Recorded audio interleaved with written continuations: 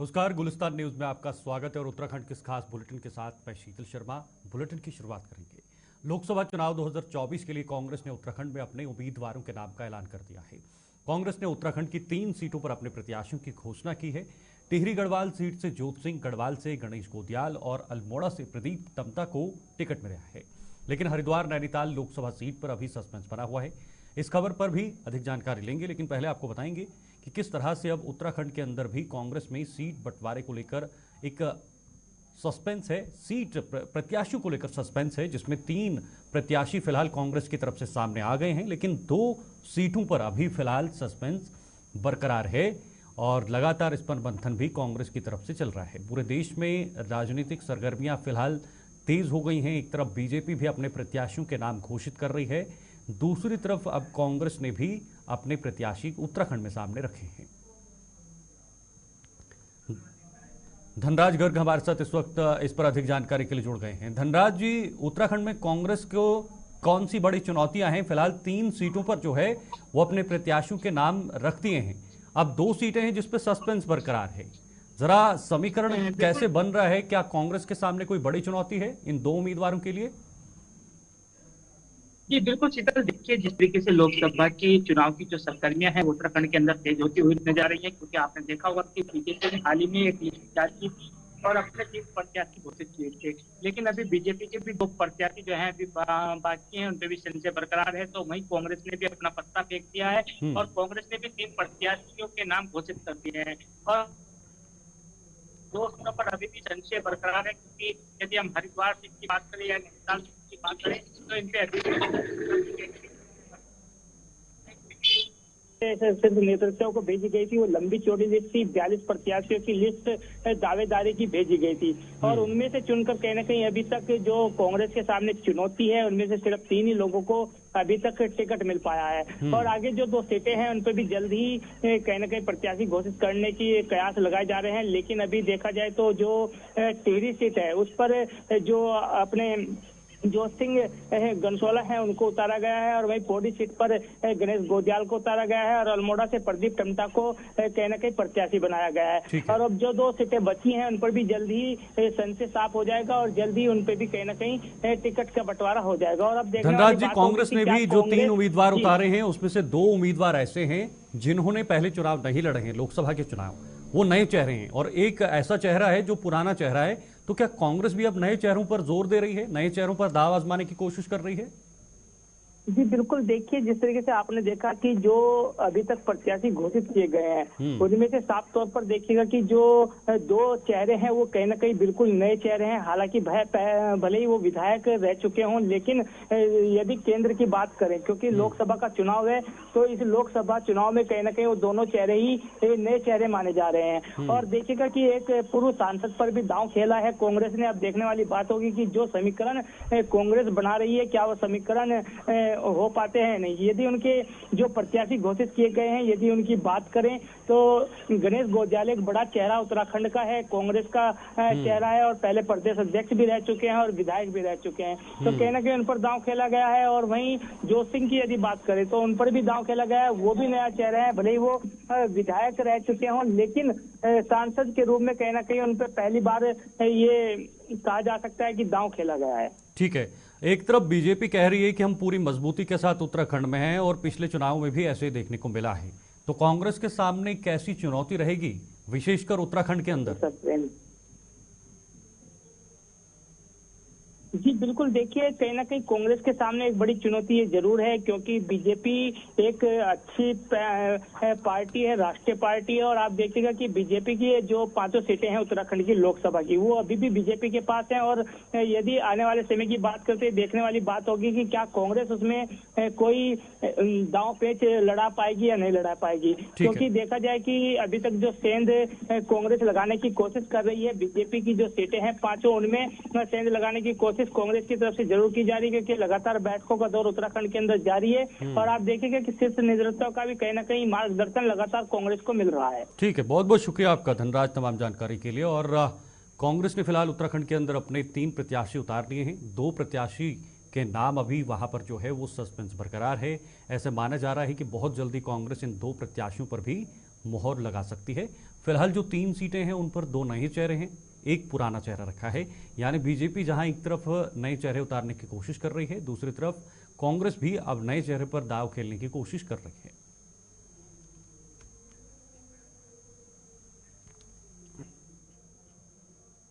आगे बढ़ते हैं। मुख्यमंत्री पुष्कर सिंह धामी ने आज देहरादून में मुख्यमंत्री राज्य पशुधन मिशन योजना के लाभार्थियों में चेक वितरित किए हैं। कार्यक्रम में आंचल शहद का भी शुभारंभ किया गया है। हाथी बड़कला में आयोजित किए गए कार्यक्रम में विभागीय मंत्री सौरभ बहुगुणा और कैबिनेट मंत्री गणेश जोशी भी मौजूद रहे। मुख्यमंत्री ने कार्यक्रम में मौजूद पशुधन योजना के लाभार्थियों को बधाई दी। उन्होंने कहा कि इस योजना से लाभान्वित होने के बाद पशुपालक अन्य क्षेत्रों में भी राज्य की आर्थिक को बढ़ाने में योगदान देंगे। सर, हमारे इस मिशन को प्राप्त हुआ है, उसको पूर्ण करने के लिए हमने ये योजना लॉन्च करी थी, मुख्यमंत्री पशुधन योजना, जिससे कि कभी भी कोई स्टेट के पास अपनी एक योजना हो जिससे पशुपालकों को हम भलाई कर सकें, पशुपालकों को हम योजनाओं से लाभान्वित कर सकें। उस सापेक्ष हमने ये योजना लॉन्च करी थी।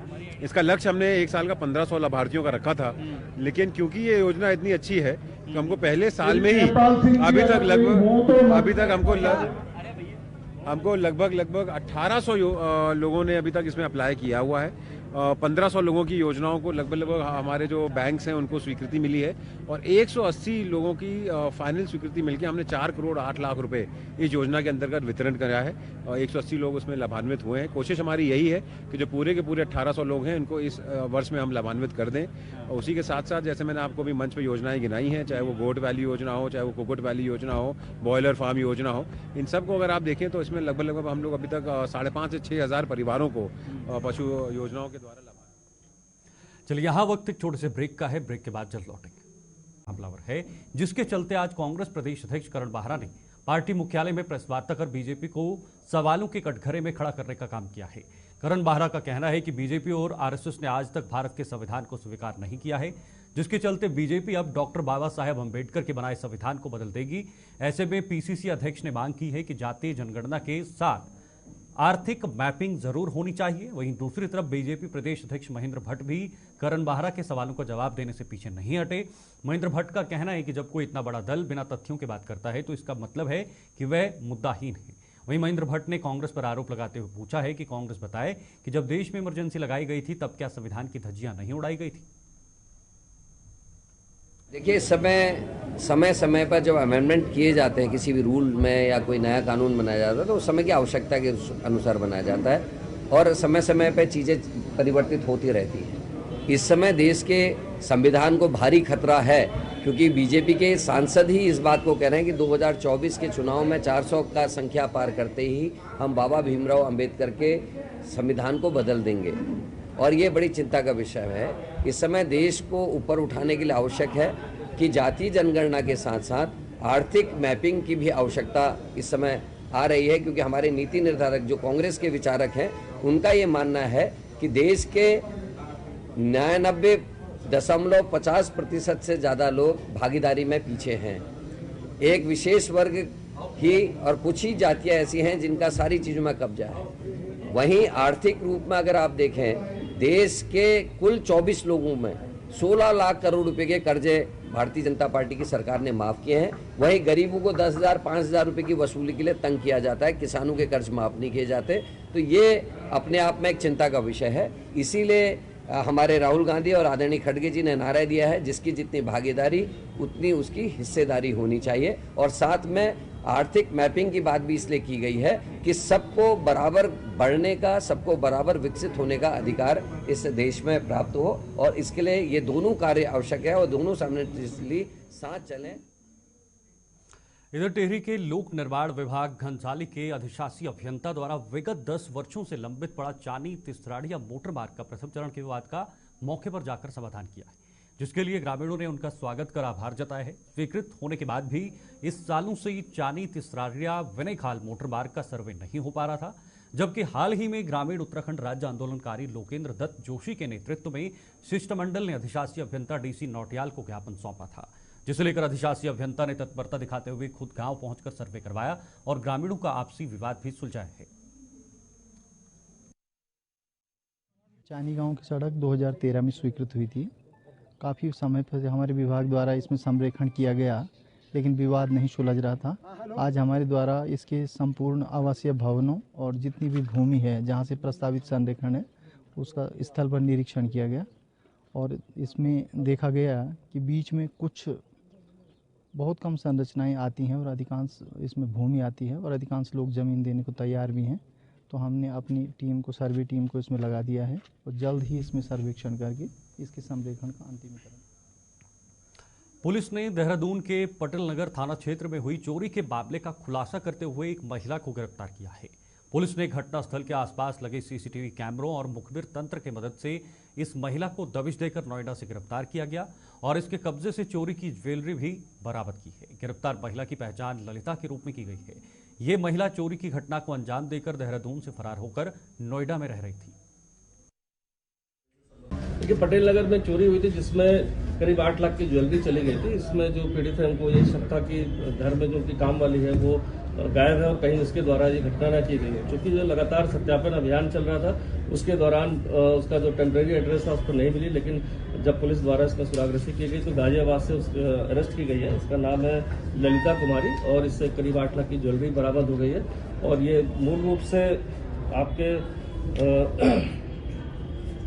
पटेल नगर में रह रही थी लेकिन मुजफ्फरनगर बिहार की रहने वाली है। तो इसीलिए लगातार जो सत्यापन अभियान चला तो कहीं ना कहीं इसके हमें जो एड्रेस के बारे में पता चल गया कि गाजियाबाद में कहीं रह रही वहाँ पर, और इसके आधार पर पुलिस ने। चलो आगे बढ़ते हैं। चमोली में अलकनंदा पर निर्माणाधीन विष्णु घाट परियोजना प्रबंधन के खिलाफ स्थानीय लोगों ने धरना प्रदर्शन किया है। स्थानीय लोगों ने 8 सूत्री मांगों को लेकर मुख्य महाप्रबंधक को ज्ञापन दिया है। स्थानीय लोगों का आरोप था कि विष्णु प्रयाग परियोजना के निर्माण में स्थानीय लोगों ने अपना जल, जंगल, जमीन सब कुछ दिया है। शासन और प्रशासन ने कंपनी के साथ मध्यस्थता करते हुए स्थानीय लोगों के सामने विकास को लेकर बातें रखी थी, लेकिन कंपनी प्रबंधन और प्रशासन द्वारा लगातार स्थानीय लोगों की अनदेखी की जा रही है। स्थानीय लोगों को लेकर विष्णु घाट परियोजना प्रबंधन का रवैया कभी भी ठीक नहीं रहा। कंपनी प्रबंधन द्वारा निर्माण के समय स्थानीय लोगों ने से वादा किया गया था कि उनके बच्चों के लिए यहाँ पर अंग्रेजी स्कूल और एक उच्च स्तरीय अस्पताल खोला जाएगा, लेकिन वर्तमान समय तक अभी ना तो स्कूल खुला है और न ही कोई अस्पताल क्षेत्र में खुला है। ईमानदारी से आपको देहरादून की तरफ नहीं जाना होगा। बोल पानी अल्लाह बोल। इधर उत्तर प्रदेश की सीमा से लगते उत्तराखंड के कुछ भूभाग पर उत्तर प्रदेश के कुछ किसानों ने अवैध रूप से कब्जा कर लिया है, जिसकी शिकायत आसपास के किसानों ने लक्सर उपजिलाधिकारी से की है। किसानों ने उपजिलाधिकारी से उत्तराखंड की जमीन को कब्जा मुक्त करवाने की मांग की है। इन लोगों ने लिखित प्रार्थना पत्र देकर मांग की है कि उत्तराखंड की जमीन को उत्तर प्रदेश के किसानों से तत्काल मुक्त कराया जाए। उन्होंने बताया कि इस जमीन पर मामला बेहद तनावपूर्ण है, कभी भी कोई भी घटना घट सकती है।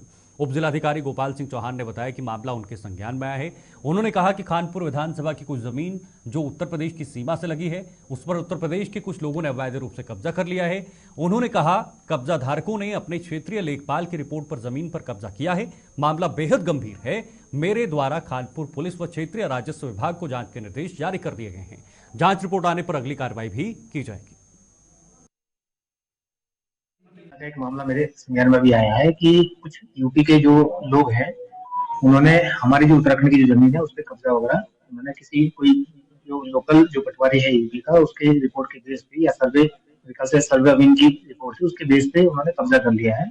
तो अभी कुछ लोग आए थे मेरे पास कि यूपी के कुछ लोग हमारी जमीन पर बैठ गए हैं, तो मैंने लेखपाल से मेरी बात हो गई है और खानपुर को मैंने मार्क कर दिया है और एसओ खानपुर को मार्क कर दिया है।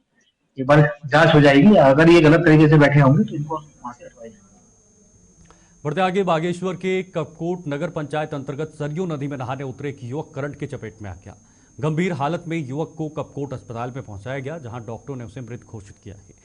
मृतक की पहचान नीरज सिंह निवासी कपकोट के रूप में की गई है। पुलिस ने मौके पर पहुंचकर शव का पंचनामा कर घटना की तहकीकात शुरू कर दी है।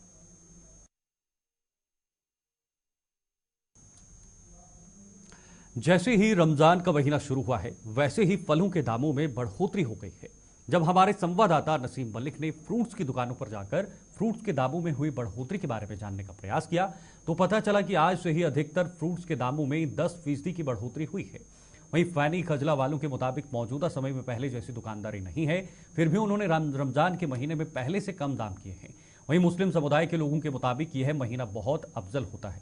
इस महीने में बहुत बरकत होती है और लोग तरह तरह की खरीदारी भी करते हैं।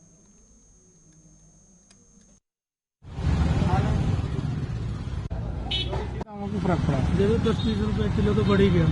पहले अंगूर 80-70, अब 100 रुपये 80 से पार हो गए। 100 रुपये ऐसे सेब महंगा हो गया, संतरा भी है महंगा, थोड़ा अनार भी महंगा है, खजूर भी महंगी है इस साल तो पहले से।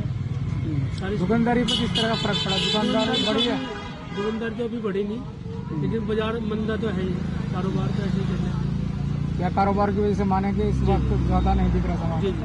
क्या वजह है रेट बढ़ने की? डिमांड बढ़ती है फलों की फेस्टिवल में? हाँ, रमजान में थोड़ी बढ़ी जाती है। इस बात पहले कोई नहीं बोल।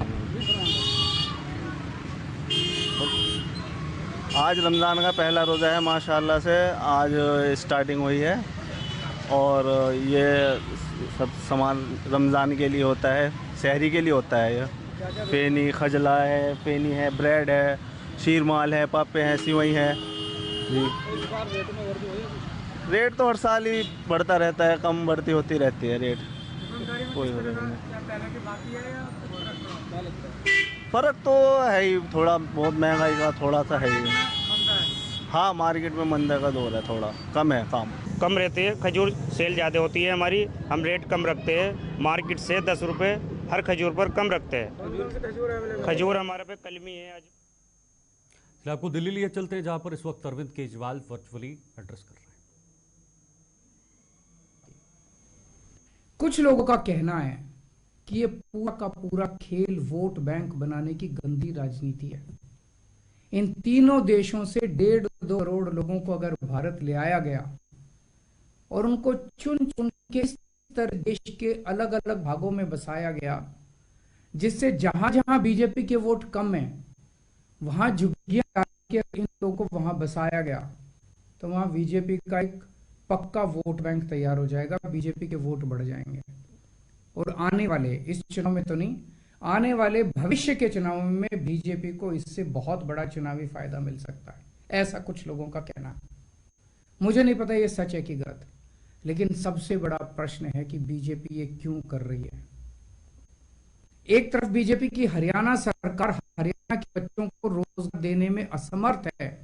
रोजगार के लिए हरियाणा सरकार अपने बच्चों को इजराइल भेज रही है। इजराइल में हम सब जानते हैं कि युद्ध चल रहा है, हमारे बच्चों को युद्ध में धकेला जा रहा है। अपने बच्चों को तो रोजगार है नहीं और पाकिस्तानियों को भारत लाके उनके बच्चों को रोजगार देना चाहते हो। मेरी तो ये बात बिल्कुल समझ से परे है। बीजेपी वाले पूरी दुनिया से बिल्कुल उल्टा चल रहे हैं। पूरी दुनिया में कोई भी देश अपने पड़ोसी देशों के गरीबों को अपने घर नहीं लाना चाहता।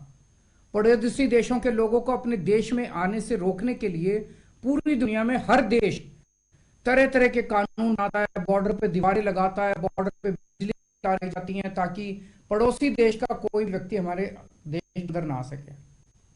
बीजेपी शायद अकेली पार्टी है पूरी दुनिया की जो पड़ोसी देश के गरीब लोगों को अपने देश में घुसाने के लिए दरवाजे खोल रही है, बिल्कुल उल्टा कर रही है। एक और बात है सोचने की, पिछले 10 सालों में 11 लाख से ज्यादा भारत के बड़े बड़े अमीर उद्योगपति और व्यापारी भारत छोड़ के चले गए। ये लोग भारत में फैक्ट्री चलाया करते थे, इंडस्ट्री चलाया करते थे, बड़े बड़े व्यापार किया करते थे, लाखों लोगों को नौकरी देते थे, रोजगार देते थे। ये बीजेपी की गलत नीतियों और उनके अत्याचार से तंग आके भारत छोड़ के चले गए। अगर बीजेपी को लाना ही है तो इन लोगों को वापस भारत लेके ना भारत छोड़ के चले गए। ये भारत आएंगे, इनके पास पैसा है, भारत में इन्वेस्ट करेंगे, नई नई फैक्ट्रियां खोलेंगे, नए नए व्यापार खोलेंगे, अपने बच्चों को रोजगार मिलेगा। ये क्या बदतमीज है कि बांग्लादेश के, पाकिस्तान के और अफगानिस्तान के लोगों को हमारे देश में लाके बसाएंगे और उनको हमारे बच्चों के हक के रोजगार उनको देंगे। ये लोग कह रहे हैं कि 2014 के पहले आए हुए घुसपैठियों को इन नागरिकता दी जाएगी। ऐसा नहीं है, ये तो शुरुआत है, सिलसिला चालू हो गया। दिल्ली से सीएम केजरीवाल को आप इस वक्त देख रहे थे, ऑनलाइन एड्रेस कर रहे थे और अपनी सरकार के बारे में और साथ ही साथ केंद्र सरकार पर जमकर निशाना भी साधा है। फिलहाल के लिए इस बुलेटिन में इतना ही, दीजिए इजाजत, नमस्कार।